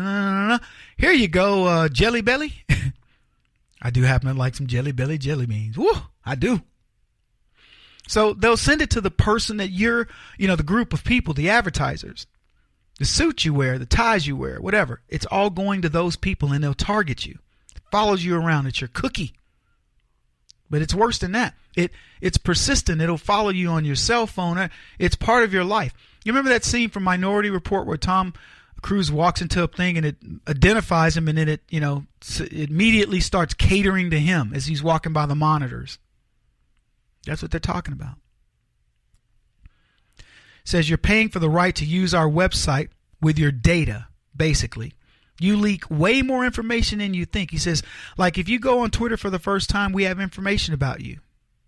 And then he gets asked, well, how would you protect people if this power fell into the wrong hands? He says, you don't. That's what the former Twitter engineer, a guy named Conrado Miranda, said. There is no way. Once we have you, you're done. Then people wonder why I built teapartycommunity.org. Because I'm not going to take advantage of you. I don't care what, all I care about is we're an activist group that goes out and destroys the left. But other than that, your messages are your own. I'm not here to play police over, you wanting to, buy your panties, Chuck. Go for it. Unbelievable.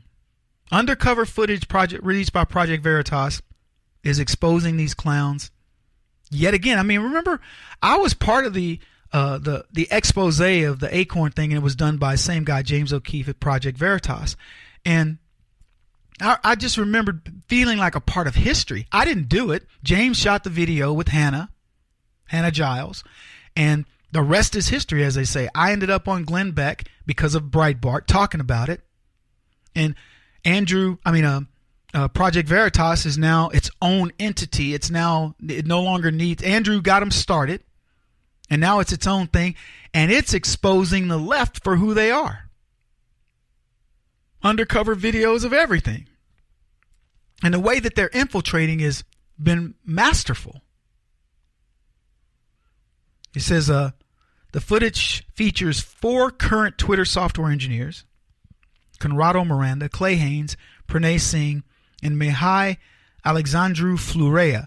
You would think with names like that, these people would be so ecstatic about being in America, part of America. I know Kevin, you're assuming that they're doing, well, look, I'm looking at these names going, these are not American names. These are first generation, second at best, expatriates from other countries, mostly India. In one case, maybe Conrado Miranda, maybe he's, from Spain, but they've come here to take, to be part of the American fabric. And instead of embracing that, they're underhandedly dealing with a big part of the country. And by the way, the part of the country that makes this country what it is, it makes it great. You and me. Teams dedicated to looking for extortionable materials on folks. Remember the person who cut off President Trump's Twitter page for even whatever length of time? You can bet that they have dedicated people at Twitter who do nothing except wait on President Trump to tweet and to get his data, or when he deletes a tweet. You can bet your money on it. How sick are these people? Paid to look at pictures of penises so they can potentially extort people. He won't stop until he's the top-rated radio talk show host in America. What kind of weird competitive freak are you? This is the Kevin Jackson Radio Show.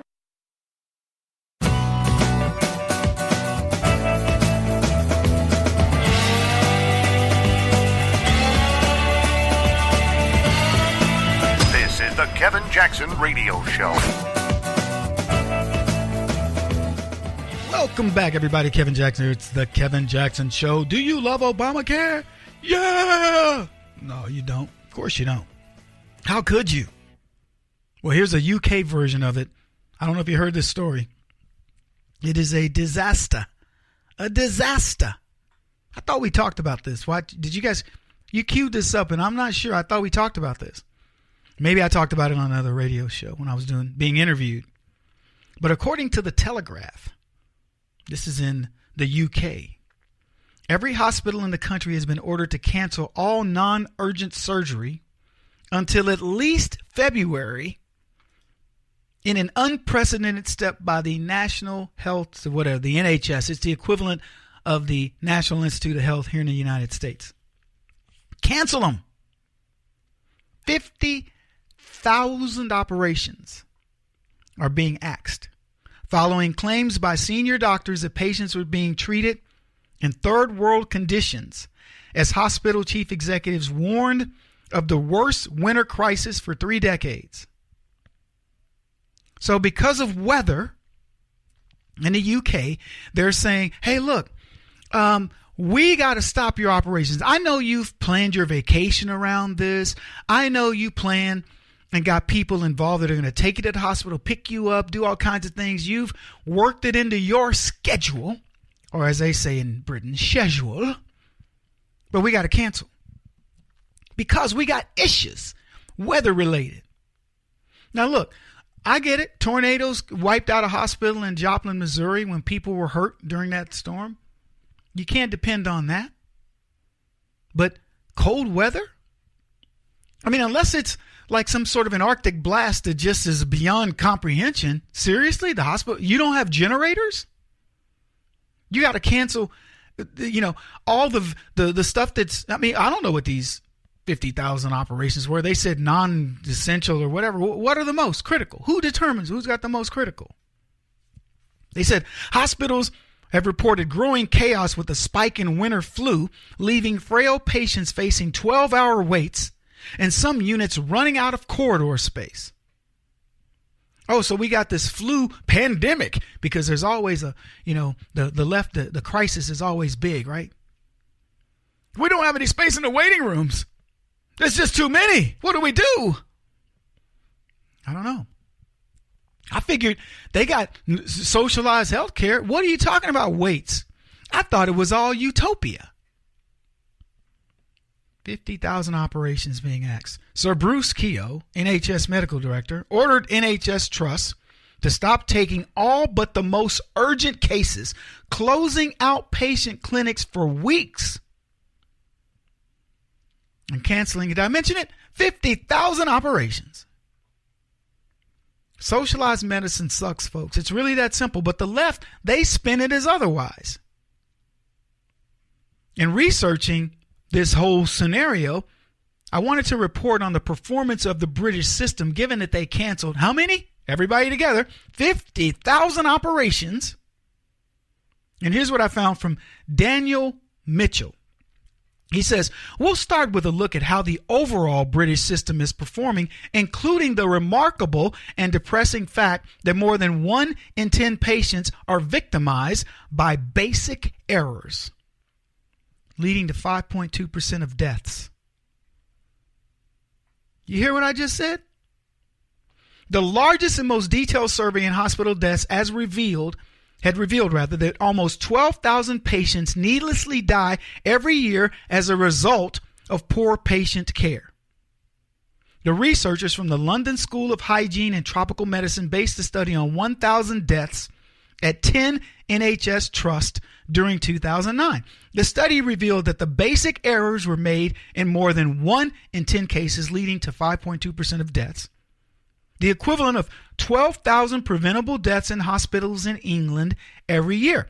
Now, England's a much smaller country than the United States population-wise, so I don't know what that's going to translate to here. But I'll tell you this, don't cry for me, Argentina, because the left doesn't care. They don't care how many people get killed in a hospital over nonsensical errors, errors made by people that don't take medicine as seriously as they should because they're not getting paid as much, or they just don't have to care. It's like the VA. So what? The veterans are dying on waiting lists. It is what it is. Errors. The majority of patients who died were elderly suffering from multiple health conditions. Makes me wonder if they're not implementing that old, death, what do they call it? The death list? What do they call that? You know what I'm talking about, where they put you on that list that says, do not bother with. Do not resuscitate. They said the study found that some patients whose deaths were preventables were aged in the 30s and 40s. So you're not on a death list, whatever they called it. This is amazing, but it gets worse. Hundreds of hospital patients died needlessly. In the wards, people lay starving, thirsty, in soiled bedclothes, buzzers droning hopelessly as their cries for help went ignored. Some received the wrong medication. Over 139 days of public inquiry into the Stafford Hospital scandal has heard from scores of witnesses about how the institution was supposed to care for the most vulnerable, instead became a place of danger. Let me tell you what Donald Trump just saved the American people from. Did you just hear everything I just said? That's what he saved them from. Decisions about which patients to treat were left to receptionists. Nurses switched off equipment because they didn't know how to use it. Patients were left so dehydrated, some began drinking from flower vases. 1,200 patients had died, they said, needlessly between 2005 and 2008. Elderly, left in agony, screaming for pain as their loved ones desperately begged for help. The human toll was dreadful. In the course of 18 months, one family lost 4 members, including a newborn baby girl, after a catalog of failings by the hospitals. Patients left without medication, food, drink, left on commodes, basic hygiene neglected. A woman left unwashed for the last 4 weeks of her life. Relatives tried to keep loved ones clean, scrubbing down beds, furniture, bringing in clean linen. That's what you were going to get under Obamacare. Oh, don't think I'm being overly dramatic. That's what you were going to get. You were going to have to go and care for your own people at a hospital, because I'm going to tell you, the nursing staff wasn't going to do it. If you bet on them, you might as well just put a pillow over old grandpa's head. Anyway, we got a lot to talk about. 50,000 operations canceled in Britain, and they want you not to fight against Obamacare. This is the Kevin Jackson Radio Show. Do you owe back taxes to the IRS or state? The secret to avoiding the IRS nightmare is to seek professional representation. My friends at Security Tax Associates provide the most cost-effective and ethical representation in the industry while helping to avoid seizures, levies, and wage garnishments. Security Tax Associates is here to ensure that the appropriate steps are taken to permanently eliminate any possibility of future tax burdens once and for all. For a free, no-obligation consultation, contact Security Tax Associates, 844-779-4177. That's 844-779-4177. 844-779-4177. Or visit them at securitytaxassociates.com.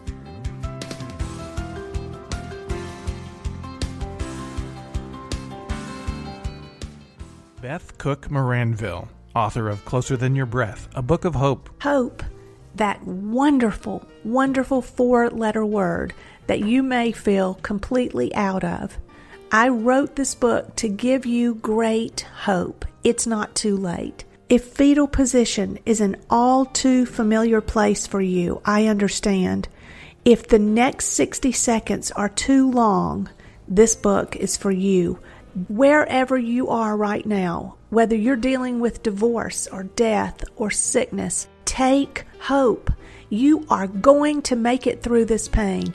Don't roll your eyes. I've walked this road and I know it. The best is yet to come. Closer Than Your Breath, a book of hope from author and speaker Beth Cook Moranville, can be found on Amazon.com or Kindle.com. For more information, visit closerthanyourBreath.com or on Facebook at Closer Than Your Breath.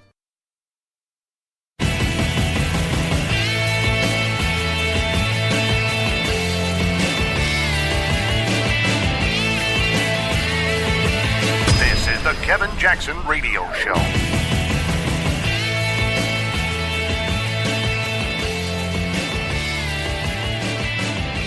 Welcome back, everybody. Kevin Jackson here. It's Kevin Jackson Show, kjradio. Did you hear about this family that had 12, what was it? I don't know how many brothers, 12 brothers and sisters locked up, filthy conditions, malnourished, leftist.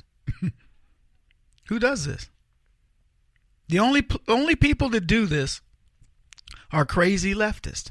Oh, they'll point, oh, Kevin, it's the David Koreshes of the world.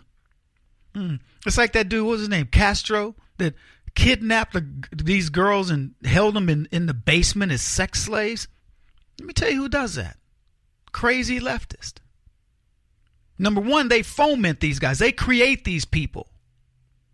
They give them, they make people expendable. Who cares? throwaways, teenage runaways, and so on and so forth. Do you want to know why teenagers run away? Teenagers run away when they don't have any love. That's typically going to be the reason. Don't misunderstand me. You know, kids will be kids sometimes. They get crazy. They act out and do some things like that. And it's universal. It has nothing to do with your upbringing. But I'll tell you this. Conservative kids, for the most part, are going to have a lot less reason to run away. I've threatened to run away with my grandmother. I did when I was a kid. When I said, I'll leave. I'm leaving. I hate it here. And my grandmother says, go. And I looked at her like, what you mean? She's like, go. She goes, I'll help you pack. Go ahead and go. I said, I'll go. She says, go. Now, I don't know if she said it if we lived in the city, because I was 2 miles from the gate and 11 miles from town. But I think in the city, she still would have said, go. You go ahead. You want to go? You want to leave? You're going to find out there's no utopia out there. Same as these leftist kids, these millennials in college. They think, oh, Lord, this is going to be so good. Wait till you get out of college. Wait until, ooh, man, I'm going to tell you, I don't wish any bad karma on anybody, but there's a part of me that says wait till life just grabs you by the throat and then just slaps you right across the face with the other hand. Leftists. 17-year-old girl called police after escaping from her family's home where she and her 12 brothers and sisters, 13 kids, locked up, held hostage. It said the girl was so small, officers initially believed she was only 10. They called 911, met by police who interviewed her, and then they went to the family home, which is in Paris, Perris, 70 miles southeast of Los Angeles. Surprised? Anybody surprised that it's crazy people like this? They're all over California, too. Yeah, I remember watching that movie, The Hills Have Eyes. That's the way I view California. Don't let your car break down in California. No. You will end up in somebody's basement or in their torture room, wishing that you had never entered the People's Republic of California de Mexico, okay? I'm just saying, don't play around over there. Make sure the car is gassed up. It's good, good to go. Don't take your hoopty.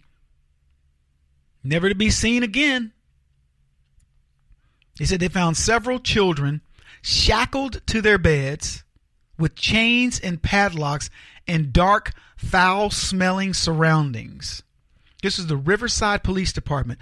Now, I want you to think about what Donald Trump said when he talked about those crap holes, supposedly, right? You didn't have to fly anywhere to go see one. The Riverside Police found one in the People's Republic of California, a state run by Moonbeam, the governor, right? And let me tell you something. The governor of California, he's not interested in sex trafficking. He's not interested in kids that malnutritioned or anything else. He just wants your tax dollars. The children, ages 2 to 29, appeared to be very malnourished and very dirty, according to the press release, when they announced the arrest of the parents. The victims were provided with food and beverages after they claimed to be starving. David Allen Turpin, 57, Louise Anna Turpin, 49, each held on $9 million bail. So they're not going to get out. They said they don't have any attorneys, but they're being charged with torture and child endangerment. This is a heartbreaking scene, heart-wrenching, because think about this. 13 kids. I mean, mom is a machine. She's popping those bad boys out once every year or so, right? Every year and a half. And I don't know why do you keep having kids when all you're going to do is torture them? It makes no sense to me. You have kids because you love them and you care about them, and this makes no sense. But let me tell you, the left don't care about this. They will claim to care. State Department records show that the family had the same address as the, quote, Sandcastle Day School. This is not going to look good on the homeschoolers. David Turpin is listed as principal. In the 2016-17 school year, it had an enrollment of 6, one student in each of the 5th, 6th, 8th, 9th, 10th, and 12th grades. Now here's the part that gets me. This part of the story.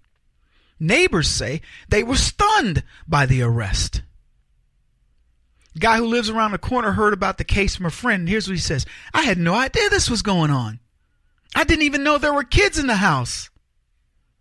Other neighbors described the family, and here we go, as intensely private. Now look, I don't want to get all in your business, neighbors, but here's what I'm going to tell you. When you find that your neighbors are intensely private, it generally means something's going on. I'm not telling you to get paranoid. I'm just telling you, get on alert. Something's going on.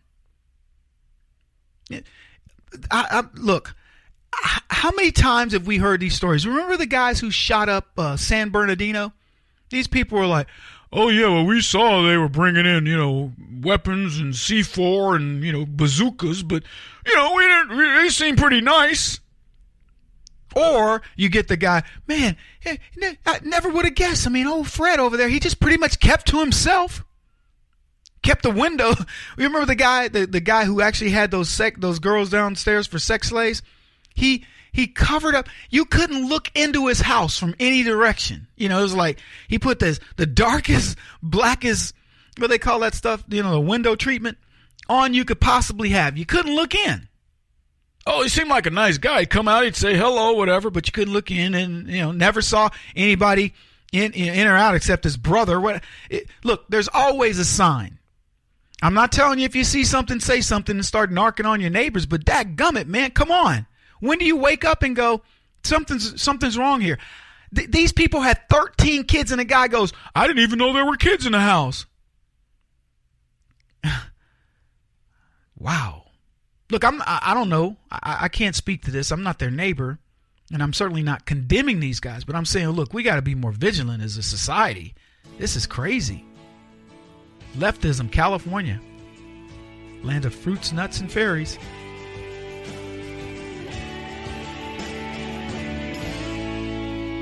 This is the Kevin Jackson Radio Show.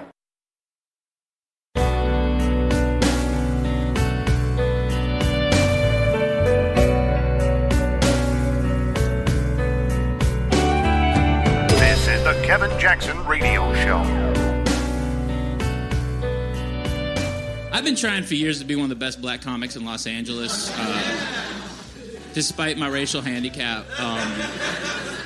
There are dreams that need to be fulfilled, and that's just one of my dreams, to be one of the best black comics in the history of black comedy. So I got to practice this. I'm going to be on BET in a couple weeks, so I'm going to practice this right now. This is what I like to call black jokes. Are you guys ready for some black jokes? All right, black jokes. Here we go. So you heard the old saying, once you go black, you're a single mother.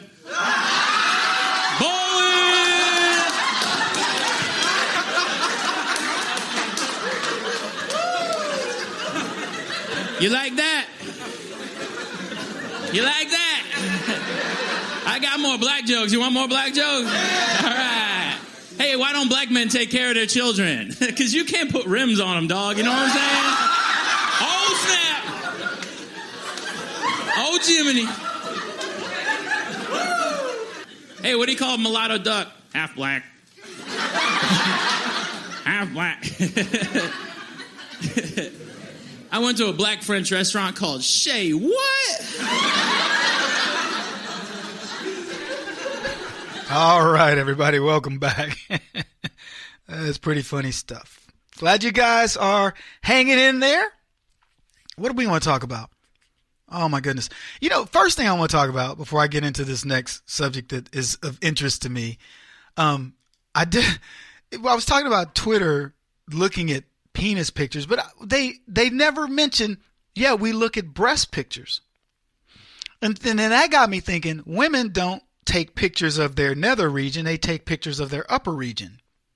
You know what I mean? If a woman's got, and I'm just kind of going from, things here from what you see, but I'll tell you, a man will send you his nether, like the wiener guys and all this, and they want to send you that.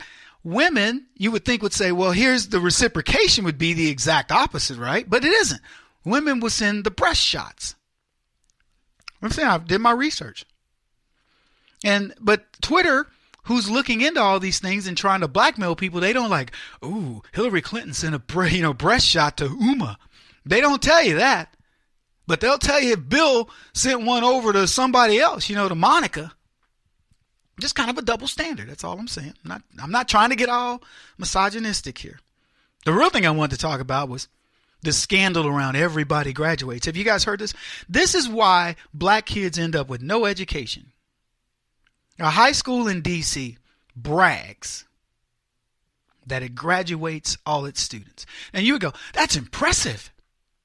Because you hear that. See, we're trained. We're like, they go, hey, Kevin, there's a high school in D.C. that graduates all its students. And your first reaction is, and especially if they tell you it's a black school. Kevin, there's a black school in D.C. where all the kids graduate. If I said that to the average white audience, it would be like, wow, that's so amazing. That's great. And I'd go, yeah, but hold on, white people. There's more to the story. They claim all their kids get accepted to college. And well, there you go, Kevin Jackson. Look at things are changing. This story, folks, is unbelievable, right? And you would be thinking, Kevin, what a tribute. No, it's unbelievable because it's unbelievable. This is in the Federalist Papers. This is what happens if there's no bar at all. You're declared a success for accomplishing absolutely nothing. If we haven't witnessed 8 years of that under Barack Obama, I don't know where you've seen it. That's what's happening at Ballou High School in a poverty-stricken area of Washington, D.C. Before the last school year started, school officials had a mission. Every kid graduates and every kid gets admitted to college. And you would see that as a parent and you'd go, oh boy, I'm going to send my kids to Ballou.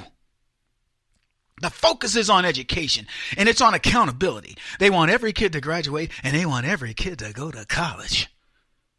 And you're thinking, woo-hoo, white people are all, let's donate, because that's what white folks do. As soon as they hear something like, we're going to go help them black people, they just, let's go donate, let's go help, let's go.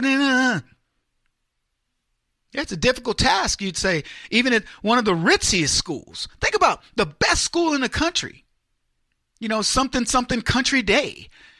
White people go here, Country Day. White people's kids go to this school, Country Day. Whatever the Country Day school where all these white kids are going, it's a school called, in the Missouri, St. Louis, there's a school called MICDS. And all these rich white kids, senators and congressmen's kids have gone there. I mean, that's who they become, senators and congressmen. Their kids go there, private school. They're letting in a few coloreds even. But I can tell you this, saying that all those kids are going to go to college, I don't know, 100%. See, that's one of those things where we hear that, 100% of the kids go to college. I would rather you say to me, 100% of the kids that want to go to college, go to college. 17% of our kids go off and start their own businesses and go and become entrepreneurs. Wow. Even better. Now that would be impressive. But no, we want them all to go to college. They got to get that further indoctrination. So anyway, they tell you that all these kids over at Ballou High School in a poverty-stricken area of D.C., ergo black area, but then we're talking D.C., so no big deal there, right? Yep. So every kid did graduate. And oh, by the way, every kid did go to college, despite strenuous objections from teachers and other educators. Students who missed more classes than not. Students who were truant so often they would normally be expelled, and students who were failing every class were given a high school diploma and accepted to college. There you go, white people. Enjoy. If you lower your standards enough, indeed, everyone gets a trophy. But then, what's the trophy worth?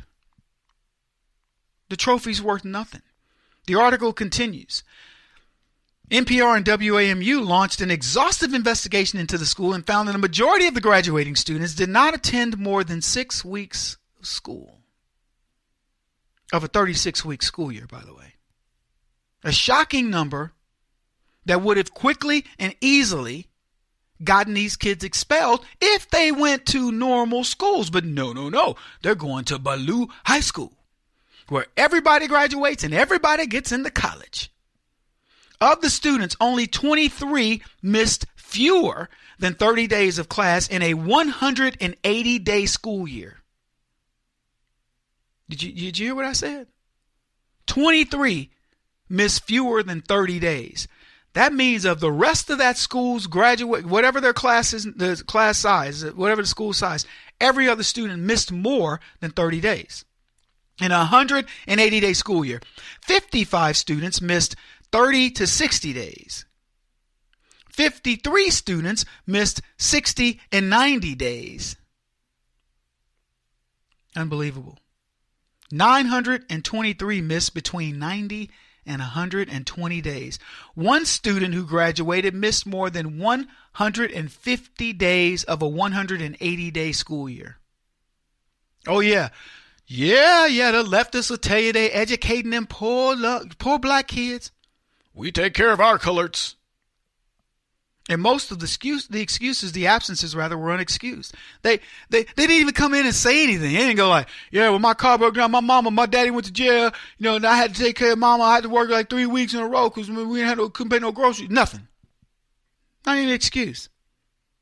D.C. public school system policy says students who miss a class more than 30 times should fail that class. But for this school, they made exceptions because this is Baloo High School and everybody graduates and everybody go to college. I said, why bother even taking attendance? Can you imagine going to that class? They're like, okay, we're going to take attendance, and a kid going, why? Educators tell you attendance is the key, right? But attendance is how they get paid, not performance. Student 114 is a sophomore at Lincoln High School in Southeast San Diego. What makes her exceptional is the number of school days she missed last year, 87, or nearly half of the 10th grade. She cost her school $2,465. There's a watchdog investigation that found that there are thousands of chronically absent kids in San Diego schools who together cost the district millions of dollars in state funding. That's what they care about. $624 million in the past 5 years. Now, let's go back to D.C. So all the students graduated regardless of attendance and grades, and they all go off to college, right? Yeah. Because the article suggests that the college is a joke. The district wouldn't say which college accepted these, and I'm using finger quote students, but NPR discovered that 183 of the students were accepted at the University of District Columbia. Of those, only 16 enrolled in classes in the fall. The school received high praise for the accomplishment of graduating every student. It's a school that at one point only 3% were reading at grade level. Everyone was just betting on us failing, and we all came together and we graduated, said Miasha Hamilton. Yeah, well, Miasha, that's not much of an accomplishment at that school. Kevin Jackson on the Black Sphere Radio Network. Do you owe back taxes to the IRS or state? The secret to avoiding the IRS nightmare is to seek professional representation. My friends at Security Tax Associates provide the most cost-effective and ethical representation in the industry while helping to avoid seizures, levies, and wage garnishments. Security Tax Associates is here to ensure that the appropriate steps are taken to permanently eliminate any possibility of future tax burdens once and for all. For a free, no-obligation consultation, contact Security Tax Associates, 844-779-4177. That's 844-779-4177. 844-779-4177. Or visit them at securitytaxassociates.com.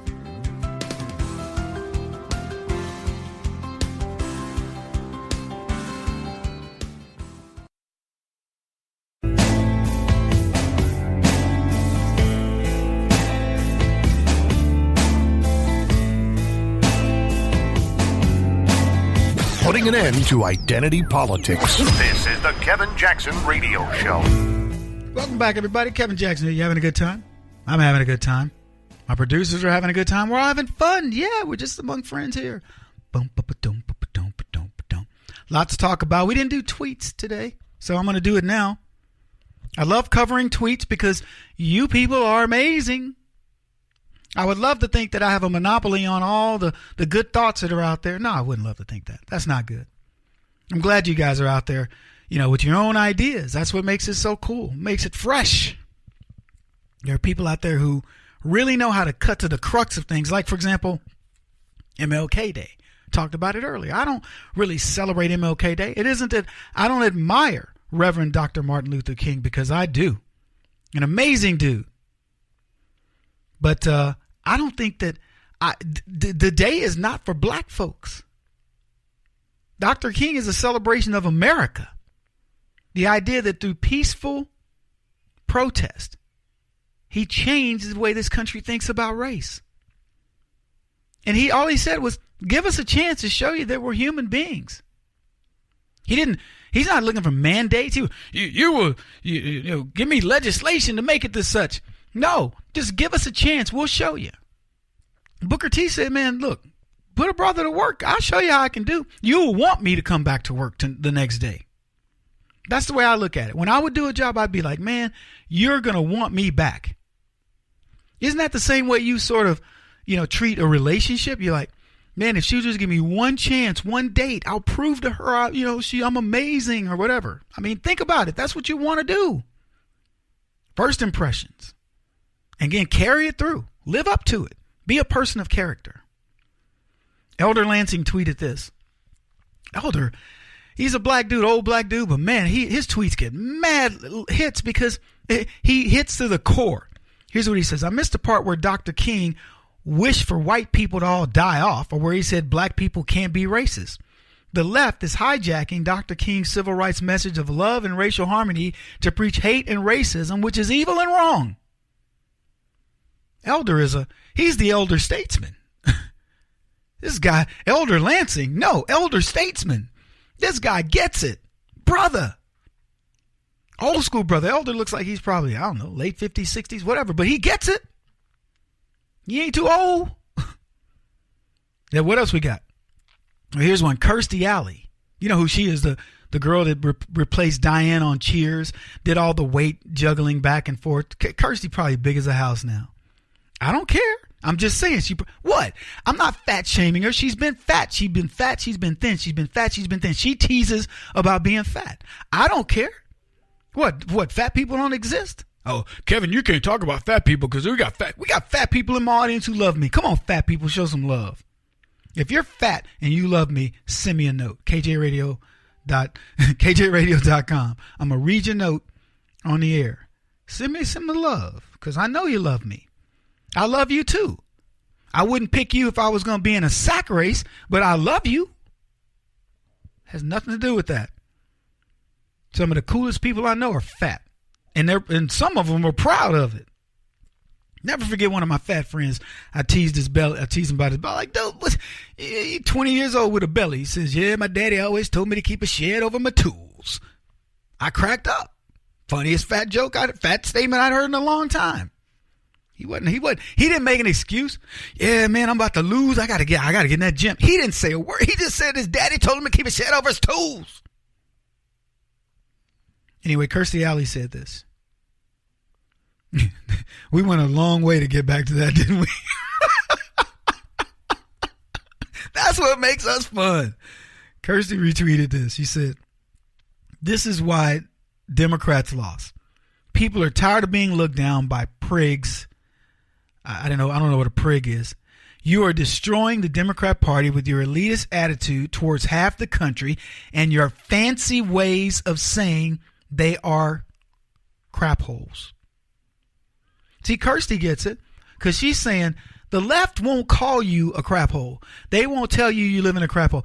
They will put all kinds of fancy names and euphemisms and stuff like, don't call it a ghetto. Call it I don't know. They got some pretty name for ghetto where black folks live. Don't call it a barrio. Call it a Starbucks will never go there place. I don't know what they call it, but they will come up with something cutesy. And everybody's supposed to be all happy, but Kirsty gets it. Because what they're saying to you, Democrats will disguise their racism to your face. They will disguise how much disdain they have for you. Like Don Lemon the other day. He says, most of the audience here, the audience at home won't understand what we're saying here. I mean, wow. What a tribute to the people that watch your show, Don. By the way, I agree with you. Most of your audience is so stupid, they wouldn't know what you're saying. They're so condescending. They know more. You know less. They went to better schools, or they just got a break or two. That's all it is. That's why they rely on these things. Affirmative action is really good, said the guy who benefited the most from affirmative action. Why? Because he was a piker. You find a leftist who really is all about affirmative action. You'll find somebody whose grades sucked. They couldn't compete otherwise. They then got a break to get to the next thing, and they're like, if it weren't for affirmative action, I wouldn't be where I am. Said Kevin Jackson never. I don't care. If you came back, looked over my life and said, well, Kevin, that National Merit Scholarship thing you got was affirmative action. I'm going to go, so? I had to go to college and get grades. I had to graduate and get a job. I got a job and started doing something else. Now I work on my own. Who's affirmative actioning me now? I'm just curious. Are you white folks out there listening to me going, I hate that I have to listen to Kevin Jackson. I should be listening to Rush Limbaugh, but I'm required to listen to him because of affirmative action. Or are you glad to be here? I think you're glad to be here. Admit it. Admit it. So what? What affirmative action? Did I force somebody? Kevin Jackson must sell 10% of the books that Rush Limbaugh or Glenn Beck or whoever white person, Ann Coulter sells in the next thing. Whatever. Said no white person ever. Said nobody ever. If I sell books, it's because I got off my booty and I sold them. Because they ain't walking out of inventory. I'll tell you that. There's no contract that says, Kevin, how many books you got left there? Donald Trump didn't get elected and call me and say, Kevin, Kev, I know you got a lot of books. When I sell my next book, The Art of the Deal, I'm going to wrap yours in it. Please, Don, do it, baby. By the way, racepimping.com if you want to get that book. Here's the thing about us. We don't even proselytize this book every 5 seconds on the show. Hey, did I mention I wrote a book, Race Pimping? You can get it at racepimping.com. I hadn't said racepimping.com on my show. Probably in weeks. True story. Go listen. Go to kjradio.com. Look at it. Listen to any of the broadcasts. Well, I haven't said a word about it. Why? Psst. It is what it is. You know I wrote a book. 3 of them, in fact. Go get them.